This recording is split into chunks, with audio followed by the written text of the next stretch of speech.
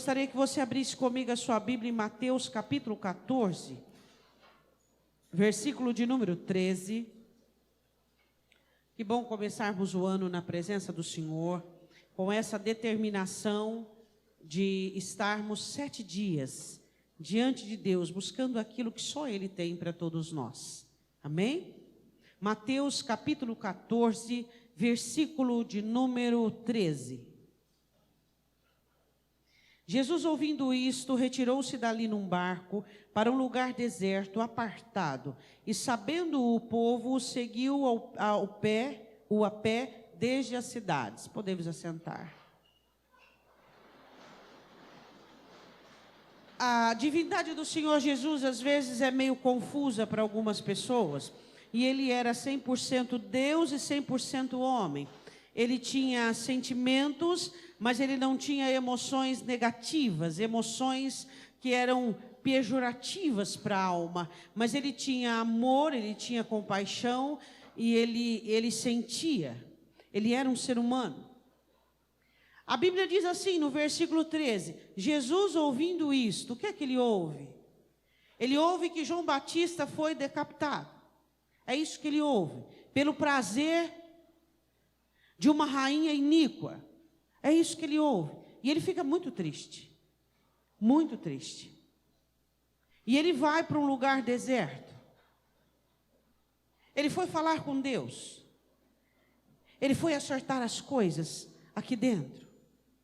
Ele foi colocar diante do Senhor toda essa situação humana, toda essa situação de degradação da humanidade. Mataram um homem por capricho, um homem qualquer, não.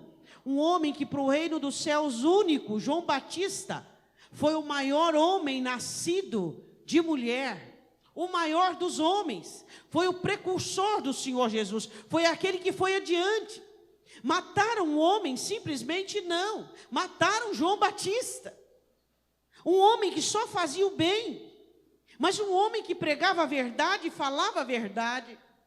E isso incomodava extremamente todo o governo, que era misturado um governo que era político e ao mesmo tempo tinha alguma inseminação religiosa. E Jesus escuta que mataram João Batista e ele fica muito triste. E então ele se isola para falar com Deus, para ajustar as coisas dentro de si. Mas a multidão vai a pé atrás dele. E naquele momento, Jesus teve que escolher entre as necessidades da multidão e seu momento a sós com Deus, seu momento de restauração emocional. E ele opta por curar a multidão e alimentar a multidão. Entre todas as necessidades do reino dos céus, eu vou dizer uma coisa para você: sempre Deus vai priorizar você. Sempre. O céu tinha o Senhor dos senhores e o Rei dos reis. Quando Deus olha na plenitude dos tempos e Ele vê a situação da calamidade humana, do pecado humano, Deus prioriza a minha, a sua, a nossa libertação e a nossa salvação. Sempre, entre as necessidades de todo o reino, a minha e a sua terá prioridade. E naquele momento, o Senhor Jesus se refaz em sua humanidade e vai atender a multidão. E então Ele começa a curar a multidão que estava enferma e doente. E Ele começa a curar um a um, trazendo cura e milagre. E o Senhor Jesus, se você consegue ver nos evangelhos, Ele não curava por atacado, Ele chamava cada pessoa a si, Ele conversava, Ele dialogava, Ele orientava cada um do qual Ele curava, e aquela multidão, e Ele atendendo aquela multidão, e o tempo foi se esgotando. De repente, era tarde, e a multidão estava curada e faminta. Uma multidão curada precisa ser saciada. Uma multidão salva precisa ser saciada. uma multidão restaurada precisa ser saciada. E aí entra a bênção da multiplicação. Aí entra a necessidade da multiplicação. A multiplicação, ela sim, tem algo a ver com a prosperidade, mas não é tudo prosperidade. A multiplicação tem mais a ver com sustentação, multiplicar fé, multiplicar paz. Paulo diz em Coríntios, multiplicar a graça, multiplicar o amor, multiplicar a ousadia. Somos multiplicadores, recebemos da parte de Deus desde a origem no Éden. O Senhor os abençoou e diz: frutificai-vos e multiplicai-vos. A multiplicação faz parte do projeto de Deus para a minha vida e para a sua vida. Mas existem segredos a serem cumpridos na multiplicação. Primeiro, eu e você precisamos preferir a necessidade às emoções. A primeira regra da multiplicação: você precisa ser treinado a priorizar as necessidades ao invés das suas emoções. Existem muitas pessoas, e não são poucas, que quando estão abaladas emocionalmente, elas colocam tudo a perder. Tudo o que elas veem à frente é o que elas sentem. Tudo o que elas querem fazer é segundo aquilo que elas sentem. Tudo o que elas programam para as suas vidas é aquilo que elas sentem. Somos apenas sentimentos e emoções? Obviamente que não. Nós raciocinamos, nós pensamos. Jesus, naquele momento, ele teve que preferir os doentes e enfermos e preterir aquilo, o estado da sua própria alma. A multiplicação, você não escolhe a multiplicação, é ela que te escolhe. Você sabia disso? É a multiplicação que nos escolhe.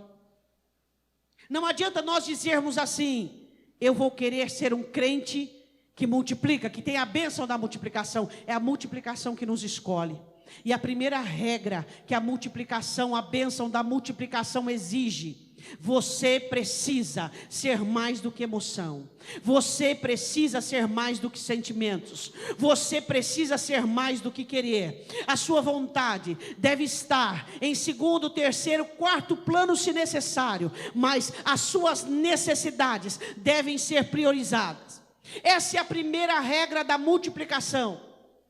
Pessoas que entronizam seus sentimentos, pessoas que entronizam suas emoções, não conseguem multiplicar nada. Ao contrário, as coisas vão minguando.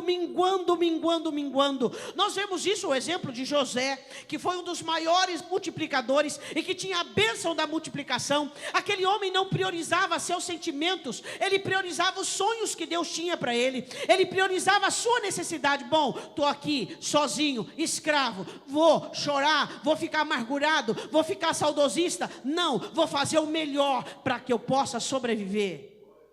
Você vê em tudo na palavra de Deus, onde superabundou a vitória, onde a derrota foi culminada, e depois foi sucumbida pela vitória. No caso de Gideão, ele prioriza a sua necessidade ao invés das suas emoções. 2018 está esperando por você. Mas não é só 2018 que espera por mim e por você. O Espírito Santo quer campo. O Espírito Santo quer terreno. O Espírito Santo quer corações saudáveis, quer almas sadias, querem pessoas que sejam independentes de emoções e de sentimentos, querem pessoas livres e libertas para dizer: eu tenho uma necessidade, eu vou sentir, eu vou agir, eu vou agir. Isso se chama maturidade. Maturidade não se dá pelos seus cabelos brancos, não. Existem homens com cabelos brancos, homens, corpo de homem, pele enrugada, com alma de menino, e assim sucessivamente, vice-versa com as mulheres.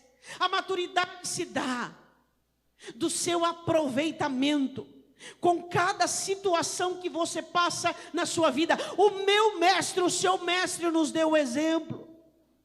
A primeira lei A primeira regra da multiplicação é: sua necessidade precisa de você, sua vida precisa de você, sua história precisa de você, seus sonhos precisam de você.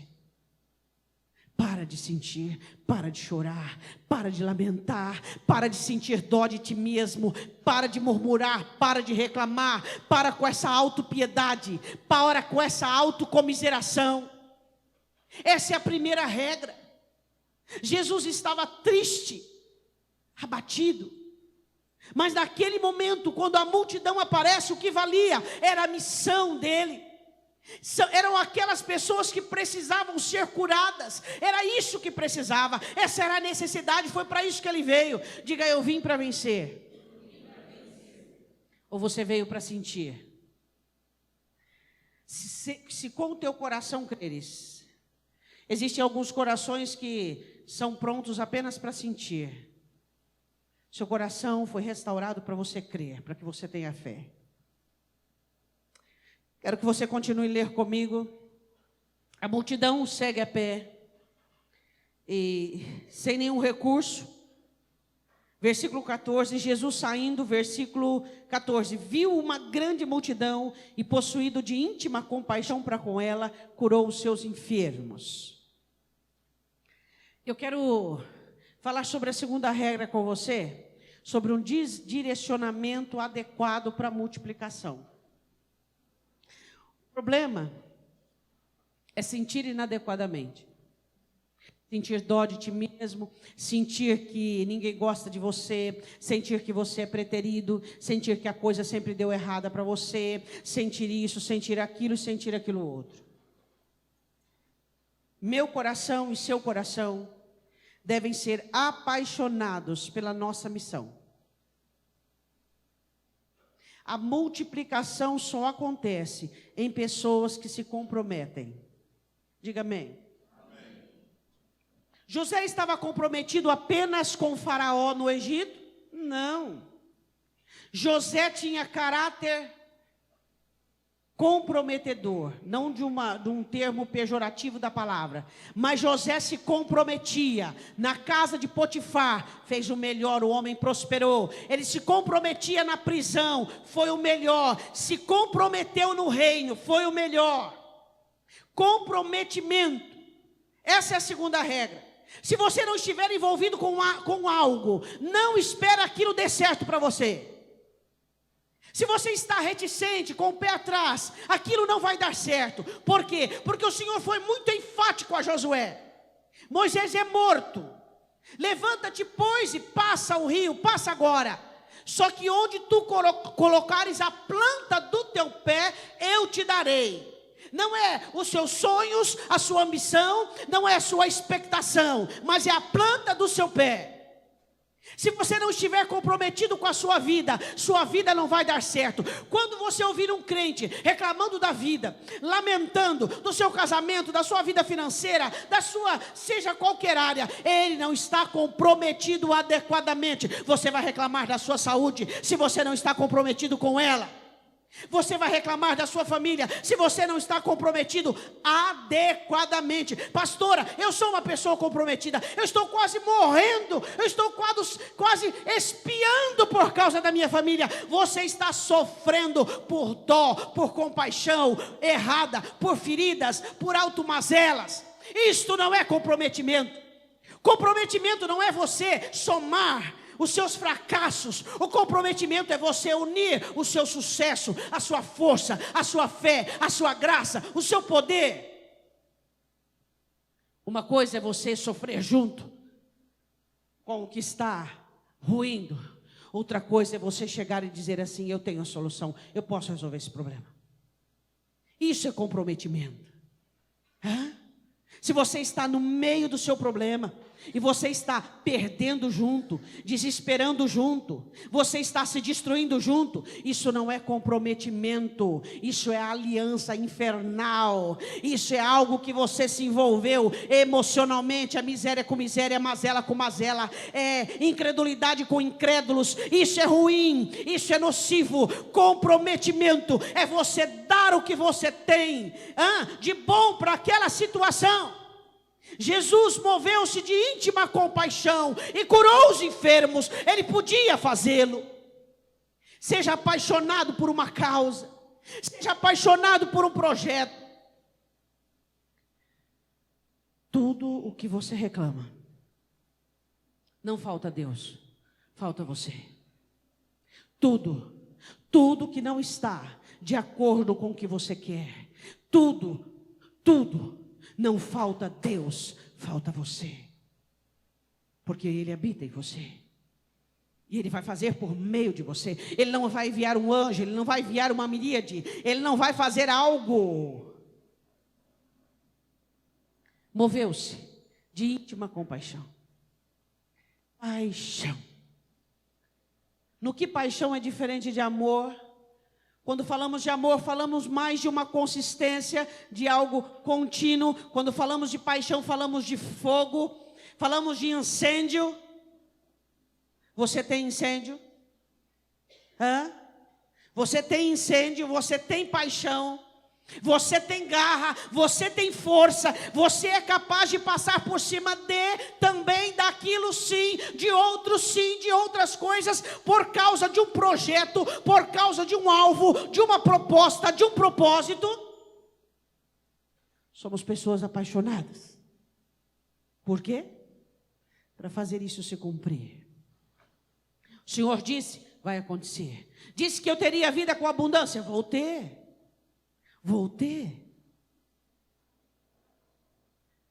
Multiplique este ano a graça, multiplique a fé, multiplique o amor, multiplique o ânimo, multiplique sua paciência para com você mesmo, multiplique, o que mais? Que tal falarmos de sabedoria, de entendimento, de dedicação? Que tal falarmos de disciplina? Multiplique a disciplina.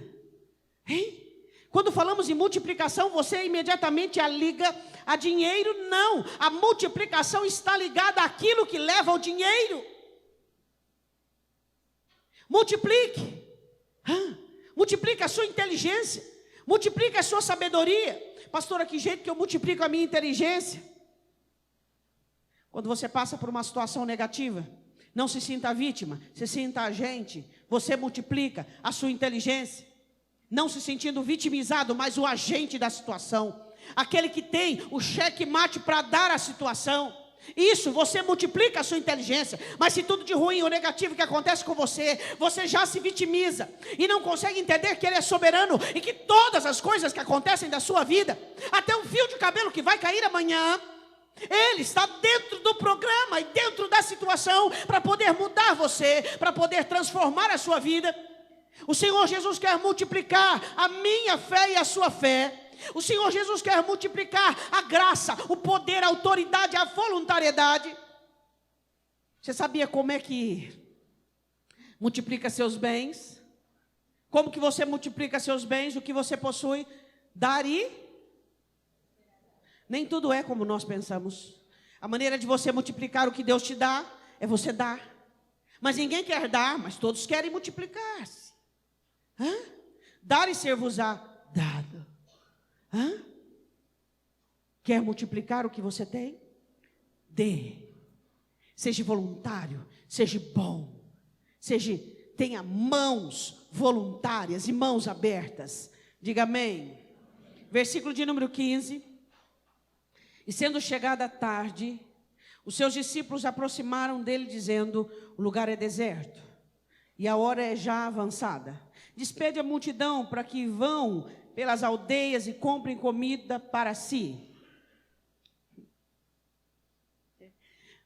Eu fico me lembrando da viúva de Sarepta, de Reis 4. Não, a viúva de Sarepta, de Elias, de Reis 4, de Eliseu. Sugestões. Quantas sugestões eu tenho e você tem? Inúmeras. Como é que é aquilo que eu explico para você? Quantos caminhos tem para o inferno? Quantos o ser humano quiser? 7, 10, 20. Quantos caminhos para o céu? Um só, Jesus. Qual é a porta do acerto? Uma só. Qual é a porta da verdade? Uma só. Jesus diz, eu sou a porta. O judeu não temos igual nós, 10, 15 portas. Tem uma porta só, a porta de entrada. Só uma porta. Por isso que Jesus diz, eu sou a porta. Existem inúmeras sugestões. Os próprios discípulos disseram, despede o pessoal aí, para que eles possam ir embora, porque é tarde, e é o lugar deserto, porque eles estão com fome. Sugestões. Sabe uma coisa que você aprende quando você sabe o que é multiplicação? Você não crê em sugestões. Você não confia em sugestões. Você não se inclina a alternativas. Você vai no foco, no alvo. A multiplicação, você tem que ir no alvo. Você não pode fazer testes. Testa uma coisa, testa outra. O de 17, quanto você testou? Você vai no foco, você faz o que é certo, é para perdoar, você perdoa, é para amar, você ama, é para fazer, você faz o que tem que ser feito para que a bênção aconteça. Você não enrola. Tem gente que diz assim, minha vida é meio embaraçada, as coisas não acontecem para mim. Mas não é a sua vida culpada, é o quanto você a embaraça. Enquanto você procrastina, enrola e não vai no foco, no alvo. O que eu tenho que fazer para amadurecer? Vai doer. O que eu tenho que fazer? Mas eu vou no foco. É no foco. Os discípulos deram sugestões. Várias situações vão dar sugestões para você neste ano.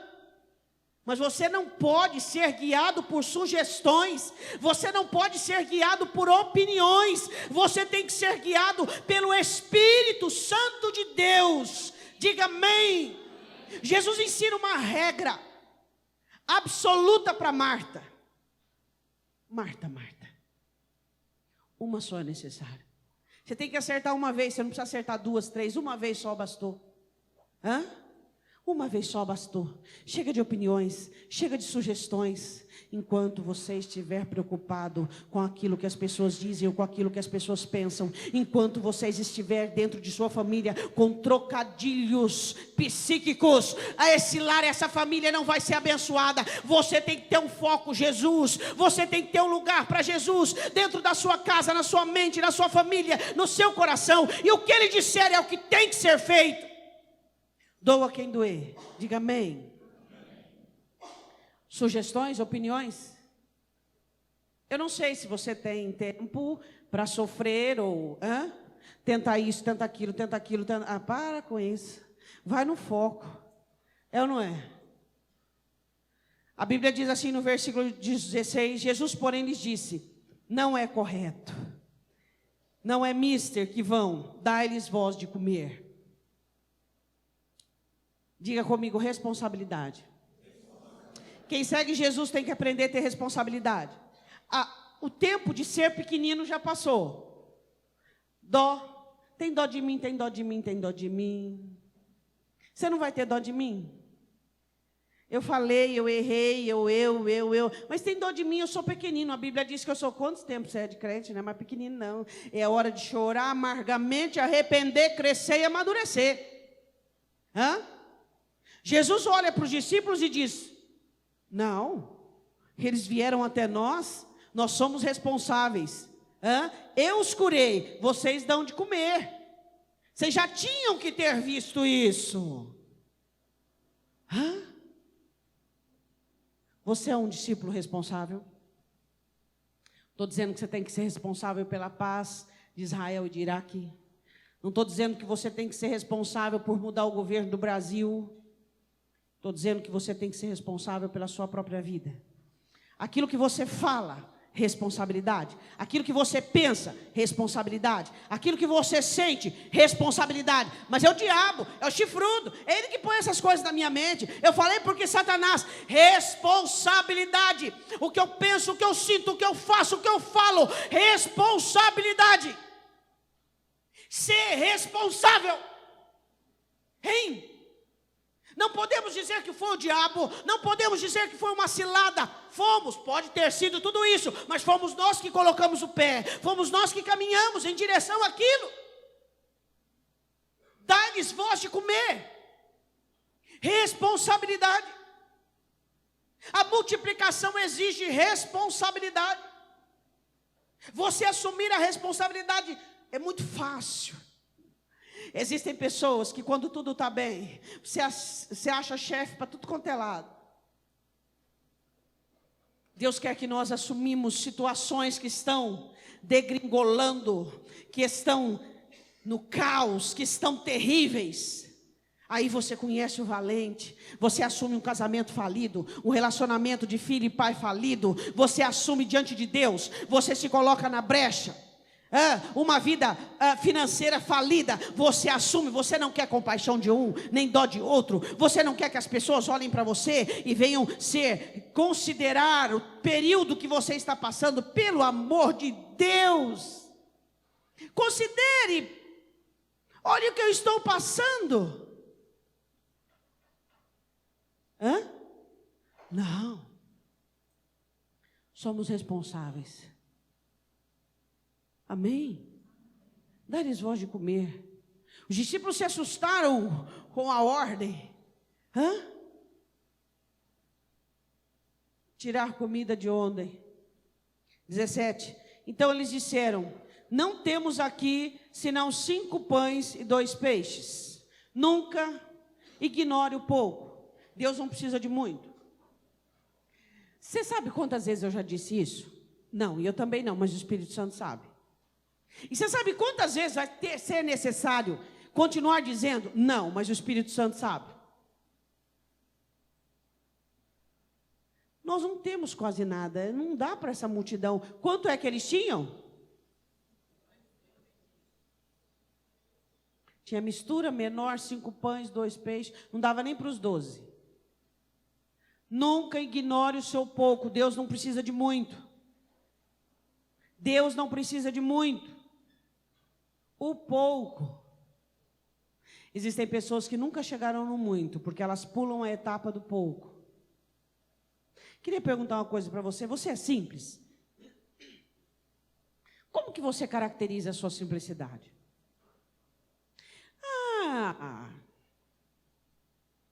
Sabe o que é uma pessoa simples? É uma pessoa fiel. Todo simples tem a característica da fidelidade. Ele é fiel. Fiel a quê? Fiel àquilo que tem. Fiel àquilo que tem. 5 pães e 2 peixes. O seu pouco é o que Deus quer para trazer o muito. Sua fé misturada, a palavra diz Hebreus, multiplica. Mas você precisa de uma fé na hora que ouve a palavra. Amém? Próximo passo, 18. E ele disse: trazei aqui. Tem que ser levado para Jesus. O pouco com você vai minguar, não vai virar nada. Mas o pouco que você consagra ao Senhor Jesus. Diz para o teu irmão, como é que você coloca o pouco diante do Senhor Jesus? Diz para ele. Você sabe, não sabe?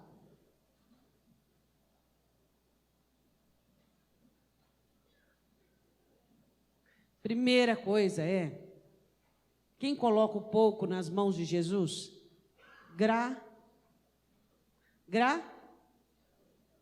Gratidão. Pessoas gratas, pessoas felizes, pessoas que são contentes. Gratidão é uma coisa tão interessante, que ela é uma obra do Espírito Santo de Deus num coração que foi limpo. Limpo da cobiça, limpo da inveja, limpo dos ciúmes, limpo dos traumas, das dores, foi consolado pelo Espírito Santo. Então existe gratidão. Grato. Você é grato? Amém? Ou será que poderia ser melhor? Vai ser melhor, mas por enquanto está bom. Por que está bom? Porque Deus está trabalhando. Não está do jeito que eu quero, mas está do jeito que Deus quer, está bom. É ou não é? Sua família está do jeito que você quer, a minha não está. Mas está do jeito que Deus quer, então tá bom. Ele sabe o que faz, quando faz, como faz, do jeito que faz. Ele é Deus. Ele é Deus. Ele é Deus. Ele é Deus e Ele é soberano. E nós estamos contentes em vê-lo trabalhar. Não entendemos, como muitas vezes não compreendemos as obras de Deus, mas Ele faz e Ele trabalha. gratidão. Hein? A minha vida financeira, pastora, não está como eu gostaria, mas está como Deus quer? Não. Então vamos lá, vamos arregaçar as mangas e vamos melhorar essa situação. A Bíblia diz assim no versículo 19: e tendo mandado que a multidão se assentasse sobre a erva, tomou os 5 pães e os 2 peixes, e erguendo os olhos ao céu, os abençoou, e partindo os pães, deu-lhe aos discípulos, e os discípulos à multidão. Vamos lá no versículo 19: tendo mandado que a multidão se assentasse no chão. Regra da multiplicação: assentar-se. O que significa? O que significa? Descanso, confiança. Vai dar tudo certo, vai dar tudo certo, vai dar tudo certo. Hã? Você trabalha, é responsável, é grato, faz tudo aquilo que tem que ser feito e descansa. Isaías capítulo 30. Você conhece esse versículo? Eu vou ler para você. Onde é que está a nossa confiança?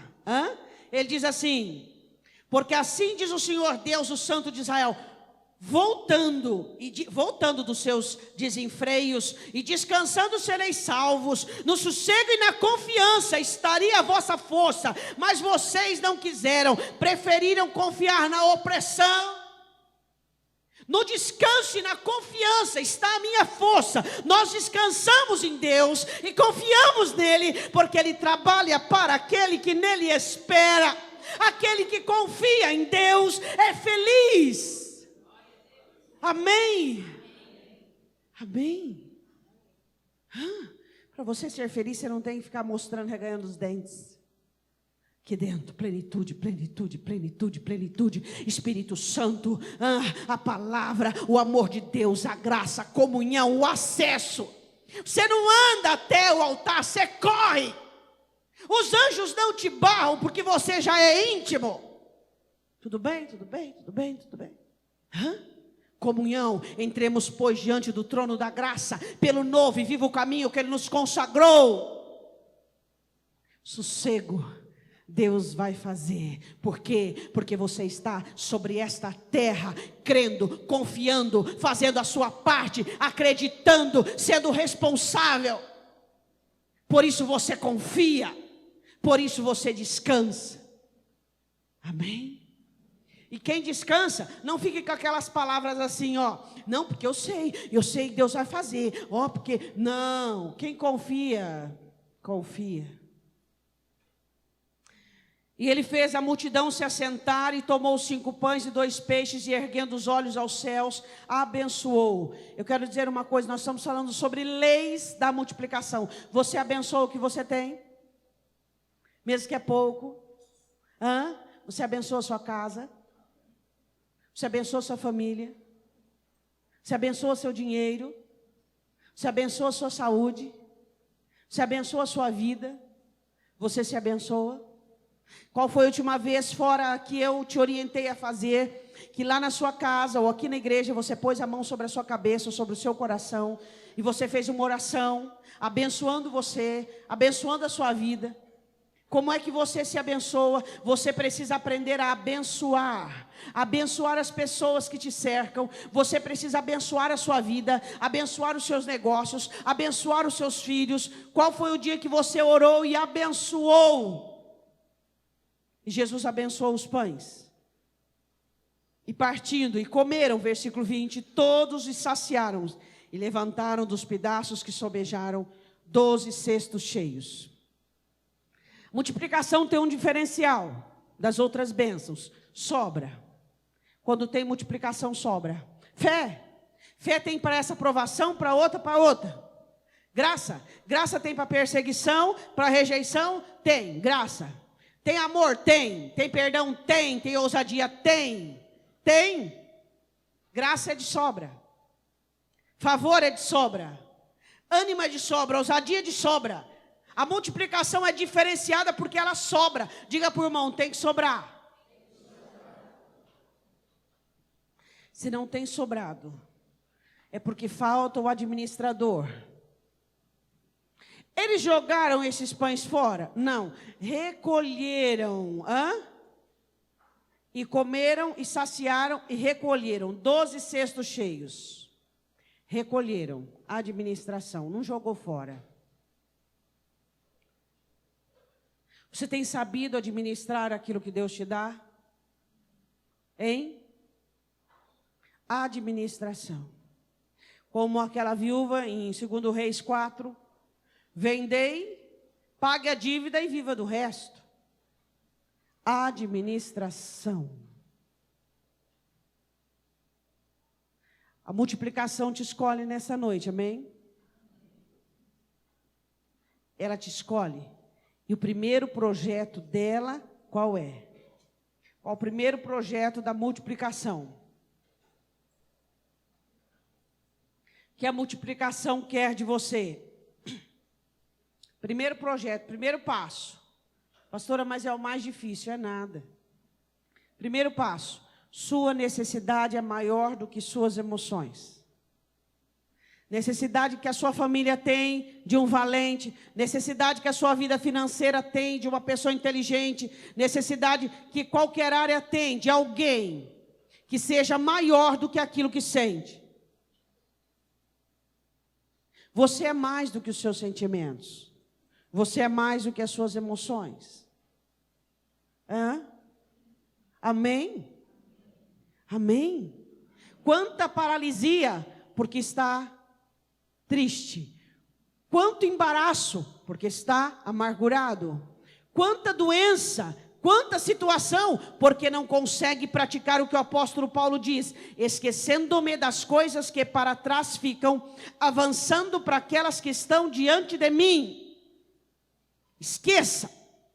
O que é esquecer? É não considerar emocionalmente. Aqui a mente, obviamente, temos um cérebro.